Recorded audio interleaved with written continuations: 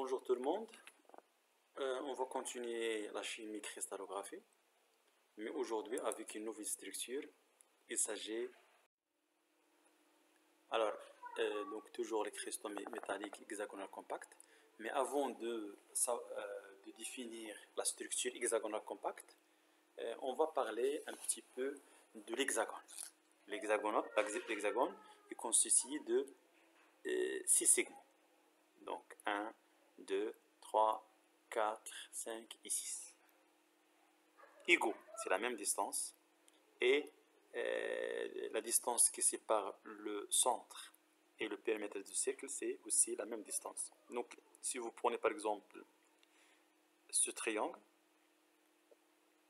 caractérisé avec les mêmes côtés, et l'angle c'est 60-60. Alors, comment il est défini la structure hexagonale compacte, HC? Donc, vous prenez par exemple 3 niveaux, le premier niveau, deuxième niveau, troisième niveau. Et chaque niveau contient hexagone. Et donc, hexagone, c'est dans le plan. Hexagonal, c'est dans l'espace. Et je mets à chaque point, ici, à chaque extrémité, je mets un atome, 6. Et un atome au centre. Je répète ça, le niveau 3.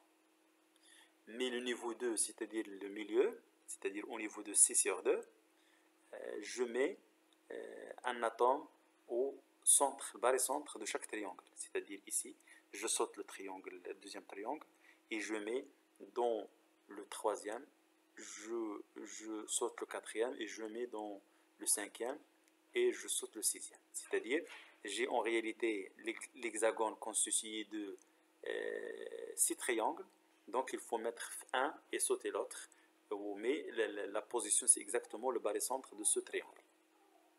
Alors, en réalité, on ne travaille pas, la pratique, on ne travaille pas avec cette maille hexagonale. Pour faciliter, on va prendre seulement un tiers de cette maille. C'est ce qu'on appelle maille de structure ou bien pseudo-maille. Et vous pouvez prendre par exemple ce point, ce point, ce point, ce point. D'accord? Et en bas, tu vas prendre ce point, ce point et ce point et ce point. Ça va donner en espace, un tiers de la maille totale. Donc voilà la représentation de un tiers de la maille.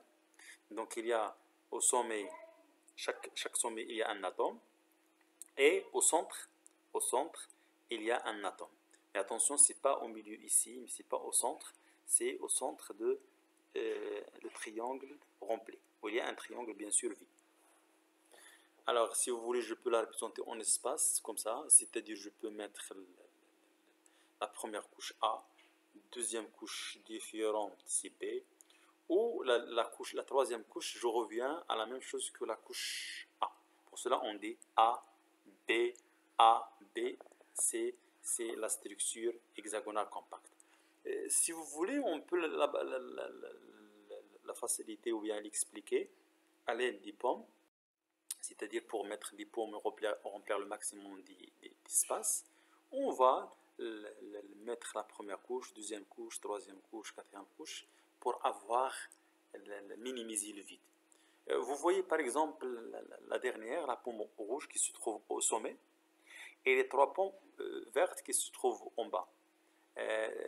Vous voyez que j'ai pas mis cette pomme rouge sur la pomme, cette pomme verte ou bien cette pomme, j'ai mis entre les 3. Comme ça, je peux remplir le maximum d'espace et je peux avoir une capacité maximale. Alors, les calculs, le raisonnement se fait sur un pseudo-maille. Donc, on va essayer de démontrer que 6 sur A égale à racine 8 sur 3. On va montrer que la coordinance n égale à 12. On va montrer aussi que le volume de la maille, c'est 8 racine de R à la puissance 3. On montre aussi que la capacité de cette structure compacte, c'est 74%. Et on donne aussi la masse volumique et on discute les résultats. Alors, je commence, qu'est-ce qu'on peut faire pour montrer que racine 6 sur A égale à racine 8 sur 3. Alors, je prends un pseudo-maille, c'est ce qu'on appelle maille de structure.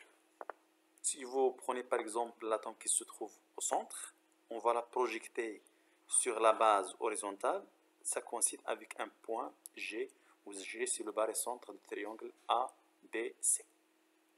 Vous voyez ici, j'ai plusieurs choses. Par exemple, la distance AC égale la distance BC égale la distance CA. C'est 2 de R, parce que les atomes en contact, c'est cette distance, c'est exactement 2 fois le rayon atomique.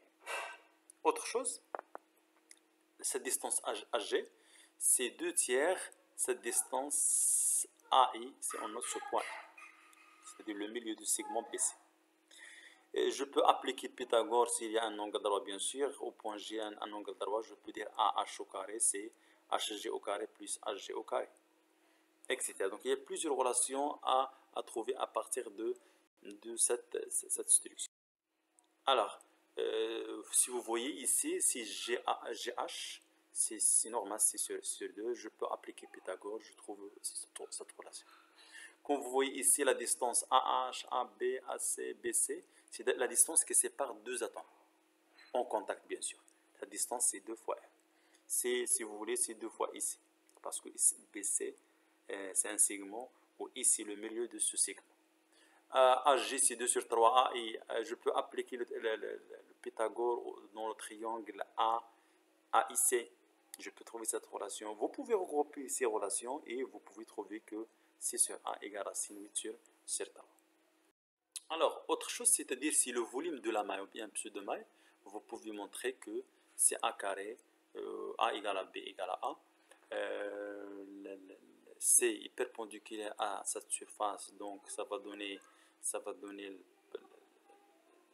le sinus, cosinus de 0. A et B, il y a un angle de 60, donc vous pouvez faire sinus 60. Et ça va donner, si on introduit la relation déjà démontrée, C sur A égale à sin sur 3, vous pouvez trouver finalement que c'est 8 racine de R à la puissance 3, c'est le volume de pseudo-maille. Ce n'est pas la maille totale, mais c'est pseudo-maille. Si vous voulez la maille totale, il faut multiplier fois 3. On peut montrer que la compacité égale à 2. 2, c'est la multiplicité. D'accord? Il y a 8 fois 1 huitième, plus 1 fois 1, c'est-à-dire 100%. Pour cela, on trouve 2. C'est la multiplicité de pseudo-maille. Fois le volume d'un atome, c'est une sphère, ou sur le volume de la maille, ça va donner finalement 74%. Pour cela, on dit que la structure est compacte parce qu'on arrive à la valeur maximale de C. Alors, pour la masse volumique, il suffit de savoir la Z, C2. La masse, il faut savoir la masse molaire. N à son nombre d'Avogadro. Aussi 8 racine de R à la puissance 3. Donc, il faut connaître le rayon atomique. Tu peux savoir la masse volumique. Alors, il reste 2 choses à définir. C'est ce qu'on appelle un site tétraédrique. D'accord? Et un site octaédrique. Je commence par un site tétraédrique. C'est-à-dire une position qui se trouve au centre d'un tétraèdre. C'est quoi un tétraèdre? On a déjà parlé d'un tétraèdre en atomistique, c'est-à-dire lorsqu'on a représenté le méthane CH4, le centre de cube est appelé un site tétraédrique. Alors, comment il est défini? Je prends par exemple un cube, je mets un atome ici, suivant la diagonale de la face. Et en bas, la face opposée, je mets 2 atomes, mais le sens contraire, c'est-à-dire opposé. C'est-à-dire je n'ai pas choisi le parallèle, comme ça. J'ai choisi la direction perpendiculaire dans l'espace. Et je peux mettre lié A, B, C, les 3 atomes. Ça va donner une base triangulaire de notre tétraèdre. Et je peux lier les 3 atomes avec le sommet. Ça va donner une forme tétraédrique. Le centre de ce tétraèdre représente un endroit, une position appelée site tétraédrique, où je peux bien sûr mettre des atomes, je peux mettre des ions, des cations, ça dépend de la structure, ce qu'on va voir après.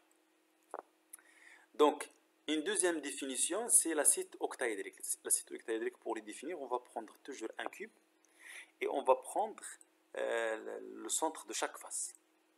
D'accord, j'ai 6 faces et je mets les atomes le centre de chaque face. Alors, je peux lier horizontalement avec cet atome, je peux constituer un carré. Et je peux lier les 4 atomes verticalement vers le haut avec l'atome au sommet. Et la même chose en bas. Ça va donner, si vous voulez, on a déjà parlé de ça, la structure SF6 en atomistique. C'est ce qu'on appelle bipyramide à base carrée.